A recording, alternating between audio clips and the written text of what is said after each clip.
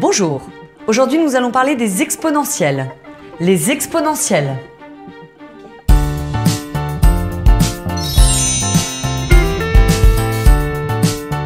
Bonjour à tous, aujourd'hui nous allons parler de la fonction exponentielle. Alors la fonction exponentielle, dans cette vidéo je vais plutôt traiter des propriétés graphiques et de ses dérivés. Si vous regardez la courbe de la fonction exponentielle, vous pouvez remarquer déjà que son domaine, c'est R. Vous voyez bien qu'elle va de tout à gauche à tout à droite. Alors qu'est-ce que ça veut dire que son domaine c'est R? Ça veut dire qu'à l'intérieur de la fonction exponentielle, vous pouvez mettre ce que vous voulez. Du positif, du négatif, tout fonctionne. Concernant le sens de variation de la fonction exponentielle, si vous regardez bien votre courbe, vous voyez qu'elle est strictement croissante. Elle ne fait que monter.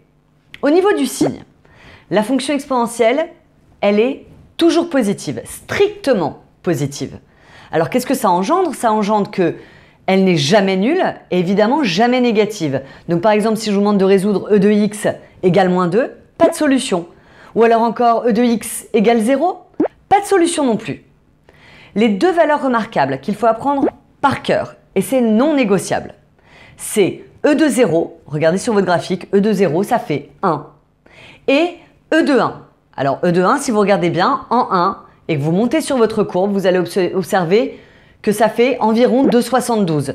Donc e de 1, c'est égal à e, et ça vaut 2,72. Dernière petite chose du jour, la dérivée.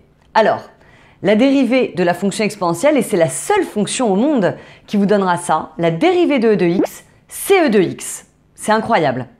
Et si vous devez dériver maintenant e de u, c'est-à-dire autre chose que x, alors dans ce cas-là, vous utiliserez la formule u', e de u.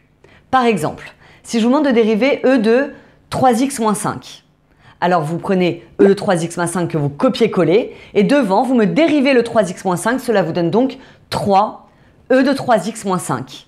Et surtout, on n'oublie pas, on est fier, on encadre. Allez, à vous de jouer maintenant. Si je vous demande de dériver la fonction x plus 1, facteur de e de x. Et n'oubliez pas u fois v. À bientôt!